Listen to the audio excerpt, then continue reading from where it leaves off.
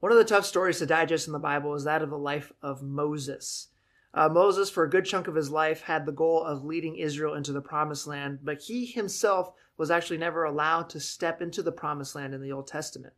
God commanded Moses to speak to a rock to bring water out, but Moses decided to strike the rock instead. And you're like, why would Moses do that? But if you look at the background a little bit, you can kind of begin to relate to Moses and why he was dealing with some frustration at the time.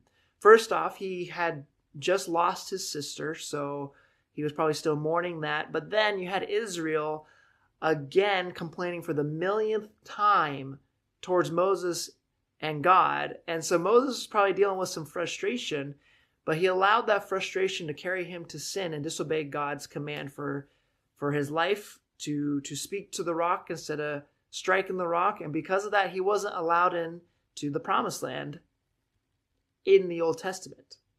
But if you go to the New Testament, on the Mount of Transfiguration, Jesus brings 3 of his disciples, and all of a sudden Jesus lights up, and you got Elijah the prophet, and you have Moses in the New Testament meeting with Jesus on the Mount of Transfiguration. And the cool thing is that the Mount of Transfiguration is found in the promised land.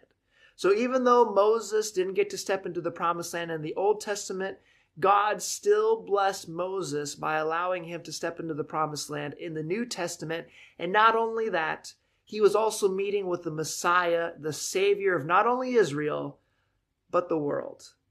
And so the Lord blessed Moses even though he had disobeyed God, even though he wasn't allowed into the promised land in the Old Testament. God still blessed him by meeting the Messiah, standing in the promised land that he had as a goal for a good chunk of his life to get to.